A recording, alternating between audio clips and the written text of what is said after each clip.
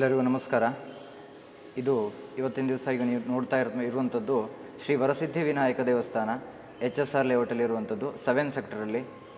ನಮ್ಮ ದೇವಸ್ಥಾನದಲ್ಲಿ ಮಹಾಗಣಪತಿ, ಹಾಗೆ ಲಕ್ಷ್ಮೀ ನರಸಿಂಹಸ್ವಾಮಿ, ಹಾಗೆ ಉಮಾಮಹೇಶ್ವರ ಸ್ವಾಮಿ, ಪಾರ್ವತೀ ದೇವಿ, ಆಂಜನೇಯ ಸ್ವಾಮಿ, ಹಾಗೆ ನಾಗಸುಬ್ರಹ್ಮಣ್ಯ ಸ್ವಾಮಿ, ಹಾಗೆ ನವಗ್ರಹ, ಈ ರೀತಿಯಲ್ಲಿ ಎಲ್ಲ ದೇವಸ್ಥಾನಗಳು ಕೂಡ ಇಲ್ಲಿ ಸಿಗುತ್ತೆ ನಿಮಗೆ ನೋಡಲಿಕ್ಕೆ. ಹಾಗೆ ಈ ದೇವಸ್ಥಾನ, ಈಗ ನಾನು ಮಾತಾಡ್ತಾ ಇರುವಂಥದ್ದು ಪ್ರಮೋದ್ ಭಟ್ ಅಂತ. ನಾನು ಈ ದೇವಸ್ಥಾನದಲ್ಲಿ ಕಳೆದ 10-11 ವರ್ಷಗಳಿಂದ ಅರ್ಚಕನಾಗಿ ಕಾರ್ಯವನ್ನು ನಿರ್ವಹಿಸ್ತಾ ಇದ್ದೇನೆ, ಸೇವೆಯನ್ನು ಸಲ್ಲಿಸ್ತಾ ಇದ್ದೇನೆ. ಈ ದೇವಸ್ಥಾನ ಪ್ರಾರಂಭ ಆಗಿರುವಂಥದ್ದು ಹೇಗೆ ಅಂತ ಹೇಳೋದಾದರೆ, ಸುಮಾರು 1993 ಅಂದರೆ ಕಳೆದ 33 ವರ್ಷಗಳ ಹಿಂದೆ ಈ ದೇವಸ್ಥಾನದ ಈ ಬಡಾವಣೆಯ ನಿವಾಸಿಗಳು ಎಲ್ಲ ಸೇರಿ ಈ ದೇವಸ್ಥಾನವನ್ನು ನಿರ್ಮಾಣವನ್ನು ಮಾಡಿದ್ರು. ಒಮ್ಮೆಲೆ ಈ ದೊಡ್ಡದಾಗಿ ದೇವಸ್ಥಾನ ನಿರ್ಮಾಣ ಆಯಿತಾ ಅಂತ ಕೇಳಿದ್ರೆ ಇಲ್ಲ, ಹಂತ ಹಂತವಾಗಿ ನಿರ್ಮಾಣ ಆಗಿರುವಂಥದ್ದು. ಅಂದರೆ ಮೊದಲನೇದಾಗಿ ನಮ್ಮ ಗಣೇಶನ ಪ್ರತಿಷ್ಠಾಪನೆ ಆಗಿರುವಂಥದ್ದು. ಎಲ್ಲ ಈ ಬಡಾವಣೆಯ ನಿವಾಸಿಗಳೆಲ್ಲ ಸೇರಿ ನಮ್ಮ ಈ ಬಡಾವಣೆಗೆ ಒಂದು ದೇವಸ್ಥಾನ ಬೇಕು, ಎಲ್ಲರಿಗೂ ಕೂಡ ಭಕ್ತರೆಲ್ಲರೂ ಕೂಡ ನಾವೆಲ್ಲರೂ ಒಂದಾಗಬೇಕು ಎಂಬುದಾಗಿ ಮೊದಲನೇದಾಗಿ ಗಣೇಶನನ್ನು ಪ್ರತಿಷ್ಠಾಪನೆಯನ್ನು ಮಾಡ್ತಾರೆ. ರಥಸಪ್ತಮಿಯ ದಿವಸ ಈ ಗಣೇಶನ ಪ್ರತಿಷ್ಠಾಪನೆ ಆಗಿರುವಂಥದ್ದು. ಈಗ ನಿರಂತರವಾಗಿ ಪ್ರತಿ ವರ್ಷವೂ ಕೂಡ ದೇವಸ್ಥಾನದಲ್ಲಿ ವಾರ್ಷಿಕೋತ್ಸವ ಪೂಜೆಗಳು ನಡೆಯುತ್ತೆ.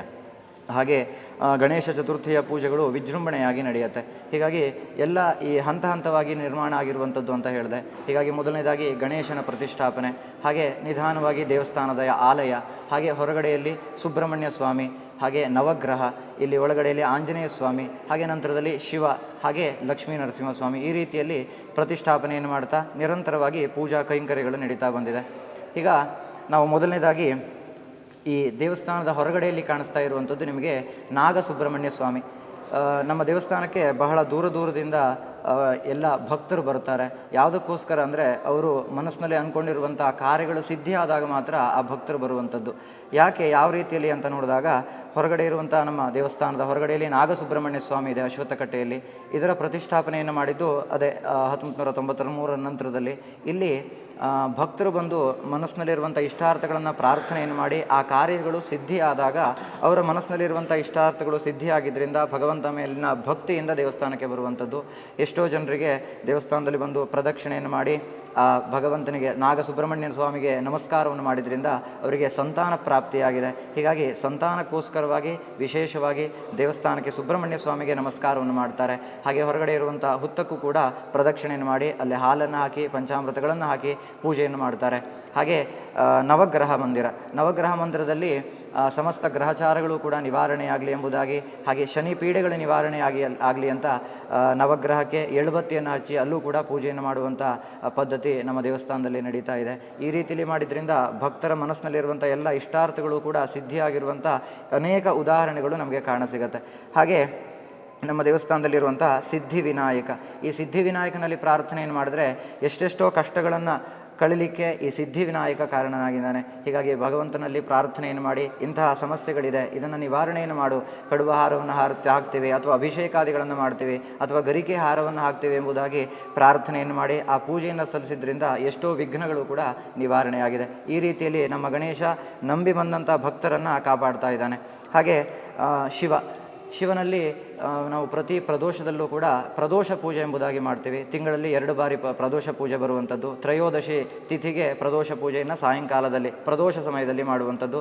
ಆ ಶಿವನ ಪೂಜೆಯನ್ನು ಮಾಡಿದ್ರಿಂದ ಭಕ್ತಾನಾಂ ರೋದನಂ ದೂರೀಕರೋತಿ, ಅಂದರೆ ಭಕ್ತರ ಅಂದರೆ ಭಕ್ತರ ಸಮಸ್ತ ದುಃಖವನ್ನು ಕೂಡ ಆ ಶಿವ ನಿವಾರಣೆಯನ್ನು ಮಾಡ್ತಾನಂತ. ಹೀಗಾಗಿ ಆ ಶಿವನ ಪೂಜೆಯನ್ನು ಮಾಡಿದ್ರಿಂದ ಭಕ್ತರ ಸಮಸ್ತ ದೋಷಗಳು ಕೂಡ ನಿವಾರಣೆ ಆಗುತ್ತೆ. ಹಾಗೆ ಸ್ಥಿರವಾದಂಥ ಆರೋಗ್ಯ ಪ್ರಾಪ್ತಿಗೋಸ್ಕರ ಶಿವನನ್ನು, ಅಂದರೆ ಮೃತ್ಯುಂಜಯ ರುದ್ರ ಅಂತ ಹೇಳ್ತೀವಿ, ಹೀಗಾಗಿ ಆ ರುದ್ರನನ್ನು ಪೂಜೆಯನ್ನು ಮಾಡಿದ್ರಿಂದ, ರುದ್ರಾಭಿಷೇಕವನ್ನು ಮಾಡಿದ್ರಿಂದ ಸಮಸ್ತ ದೋಷಗಳು ಕೂಡ ನಿವಾರಣೆಯಾಗಿ ಸ್ಥಿರವಾದಂಥ ಆರೋಗ್ಯ, ಹಾಗೆ ದೀರ್ಘವಾದಂಥ ಆಯುಷ್ಯ ಪ್ರಾಪ್ತಿಯಾಗಿರುವಂಥದ್ದು, ಹಾಗೆ ಮೃತ್ಯು ಕಂಟಕಗಳು ಕೂಡ ನಿವಾರಣೆ ಆಗುವಂಥ ಎಷ್ಟೋ ಉದಾಹರಣೆಗಳು ನಮಗೆ ಕಾಣಸಿಗುತ್ತೆ. ಹಾಗೆ ಶಿವರಾತ್ರಿಯಲ್ಲಿ ವಿಶೇಷವಾಗಿ ಶಿವನಿಗೆ ನಾವು ಪೂಜೆಯನ್ನು ಮಾಡುವಂಥದ್ದು. ಶಿವನಿಗೆ ಬೆಳಗ್ಗೆಯಿಂದ ಪೂಜೆಯನ್ನು ಪ್ರಾರಂಭವನ್ನು ಮಾಡಿ ರಾತ್ರಿಯೆಲ್ಲ, ಅಂದರೆ ಯಾಮ ಪೂಜೆ ಎಂಬುದಾಗಿ ಮಾಡ್ತೀವಿ. ಇಡೀ ದಿವಸವೂ ಕೂಡ ದೇವಸ್ಥಾನ ಶಿವರಾತ್ರಿಯಲ್ಲಿ ತೆರೆದಿರುತ್ತೆ. ಭಕ್ತರ ಸಮಸ್ತ ಕೋರಿಕೆಗಳನ್ನು ಕೂಡ ಶಿವ ಈಡೇರಿಸಿಕೊಡ್ತಾನೆ. ಹಾಗೆ ದೇವಸ್ಥಾನದಲ್ಲಿ ವರ್ಷದಲ್ಲಿ 2 ಬಾರಿ ನಾವು ಅನ್ನದಾನ ಸೇವೆಯನ್ನು ಕೂಡ ಮಾಡ್ತಾ ಇದ್ದೀವಿ. ಅನ್ನದಾನ ಸೇವೆ ಅಂದರೆ ವಾರ್ಷಿಕೋತ್ಸವ. ನಾನು ಮುಂಚೆ ಹೇಳಿದಂತೆ ದೇವಸ್ಥಾನ ಪ್ರತಿಷ್ಠಾಪನೆ ಆಗಿರುವಂಥದ್ದು ರಥಸಪ್ತಮಿಯ ದಿವಸ.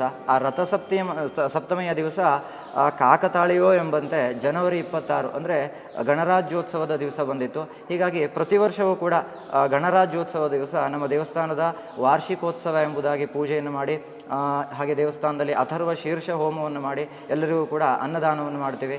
ಹಾಗೆ ಗಣೇಶ ಚತುರ್ಥಿಯ ಶುಭ ದಿವಸದಲ್ಲಿ ಕೊನೆಯ ದಿವಸ ಗಣೇಶನ ವಿಸರ್ಜನೆಯ ದಿವಸ ಅವತ್ತೂ ಕೂಡ ಅನ್ನದಾನವನ್ನು ಮಾಡ್ತೀವಿ. ಈ ರೀತಿಯಲ್ಲಿ ವರ್ಷಕ್ಕೆ 2 ಬಾರಿ ನಾವು ಅನ್ನದಾನವನ್ನು ಕೂಡ ದೇವಸ್ಥಾನದಲ್ಲಿ ಮಾಡ್ತಾ ಇದ್ದೀವಿ. ಹಾಗೆ ಶಿವರಾತ್ರಿ ಇರ್ಬೋದು, ಹಾಗೆ ನವರಾತ್ರಿ ಇರ್ಬೋದು, ಈ ರೀತಿಯಲ್ಲಿ ವಿಶೇಷವಾದಂಥ ಪೂಜೆಗಳನ್ನು ವರ್ಷವೂ ಕೂಡ ನಾವು ಮಾಡಿಕೊಂಡು ಬರ್ತಾ ಇದ್ದೀವಿ. ಹಾಗೆ ದೇವಸ್ಥಾನದಲ್ಲಿ ಅನೇಕ ರೀತಿಯಲ್ಲಿ ಹೋಮ ಹವನಗಳನ್ನು ಕೂಡ ಮಾಡಿಕೊಡ್ತೀವಿ. ಯಾವ ರೀತಿಯಲ್ಲಿ ಚಂಡಿಕಾ ಹೋಮ ಇರ್ಬೋದು, ಅಥವಾ ಮೃತ್ಯುಂಜಯ ಹೋಮ ಇರ್ಬೋದು, ಗಣಹೋಮ, ನವಗ್ರಹ ಹೋಮ, ಸತ್ಯನಾರಾಯಣ ಸ್ವಾಮಿಯ ಪೂಜೆ, ಈ ರೀತಿಯಲ್ಲಿ ಪೂಜೆಯನ್ನು ಮಾಡಿಕೊಡ್ಬೇಕು ಅಂತ ಕೇಳಿದಂಥ ಭಕ್ತರಿಗೆ ಶಾಸ್ತ್ರೋಕ್ತವಾಗಿ ಪೂಜೆಯನ್ನು ನಡೆಸ್ಕೊಡುವಂಥ ಕೈಂಕರ್ಯಗಳನ್ನು ಕೂಡ ನಾವು ಮಾಡಿಕೊಂಡು ಬರ್ತಾ ಇದ್ದೀವಿ. ಹೀಗಾಗಿ ಇದಕ್ಕೆ ಎಲ್ಲ ಭಕ್ತರ ಸಹಕಾರ, ಹಾಗೆ ದೇವಸ್ಥಾನದ ಆಡಳಿತ ಕಮಿಟಿಯ ಸಹಕಾರ, ಅವರ ಪ್ರಯತ್ನ ಎಲ್ಲದರಿಂದ ಈ ದೇವಸ್ಥಾನ ಇಷ್ಟೊಂದು ಅಭಿವೃದ್ಧಿಯನ್ನು ಹೊಂದಿರುವಂಥದ್ದು. ಹಾಗೆ ಆ ಭಗವಂತನ ಅನುಗ್ರಹದಿಂದ, ಭಗವಂತನ ಶಕ್ತಿಯಿಂದ ದೇವಸ್ಥಾನಕ್ಕೆ ಈ ಭಕ್ತರು ಕೂಡ ಬರ್ತಾ ಇರುವಂಥದ್ದು.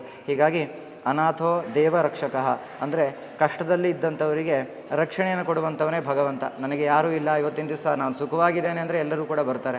ಆದರೆ ಕಷ್ಟದಲ್ಲಿ ಇದ್ದೇನೆ ಎಂದಾಗ ಯಾರೂ ಕೂಡ ಬರಲ್ಲ. ಅಂತಹ ಸಂದರ್ಭದಲ್ಲಿ ನಮ್ಮನ್ನು ಕೈಯನ್ನು ಹಿಡಿಯುವಂಥದ್ದೇ ಆ ಭಗವಂತ. ಹೀಗಾಗಿ ಅನಾಥೋ ದೇವ ರಕ್ಷಕಃ ಅನ್ನಂತಹ ಅನಾಥರಿಗೆ, ಎಲ್ಲರಿಗೂ ಕೂಡ ಭಕ್ತರಿಗೆ ರಕ್ಷಣೆಯನ್ನು ಕೊಡುವಂಥವನೇ ಆ ಭಗವಂತ. ಹೀಗಾಗಿ ಪ್ರಯತ್ನದಿಂದ, ವಿಶೇಷವಾಗಿ ಆ ಭಗವಂತನ ಅನುಗ್ರಹದಿಂದ ಎಲ್ಲರಿಗೂ ಕೂಡ ಒಳ್ಳೆಯದಾಗಲಿ. ಹಾಗೆ ಆ ಭಕ್ತರ ಮನಸ್ಸಿನಲ್ಲಿರುವಂಥ ಎಲ್ಲ ಇಷ್ಟಾರ್ಥಗಳನ್ನು ಕೂಡ, ಕೋರಿಕೆಗಳನ್ನು ಕೂಡ ಆ ಭಗವಂತ ಈಡೇರಿಸಿಕೊಡಲಿ. ಹಾಗೆ ಸಕಲ ಕಾರ್ಯಗಳಲ್ಲೂ ಕೂಡ ಯಶಸ್ಸು ಅನ್ನುವಂಥದ್ದು ಪ್ರಾಪ್ತಿಯಾಗಲಿ. ಆ ಭಗವಂತನ ಅನುಗ್ರಹ ಅನ್ನುವಂಥದ್ದು ನಮ್ಮೆಲ್ಲರಿಗೂ ಕೂಡ ಪ್ರಾಪ್ತಿಯಾಗಲಿ. ಸರ್ವೇ ಜನಾಃ ಸುಖಿನೋ ಭವಂತು, ದೇವರೆಲ್ಲರಿಗೂ ಕೂಡ ಒಳ್ಳೆಯದನ್ನು ಮಾಡಲಿ ಎಂಬುದಾಗಿ ಆಶಿಸ್ತಾ ನನ್ನ 2 ಮಾತನ್ನು ಮುಗಿಸ್ತೇನೆ.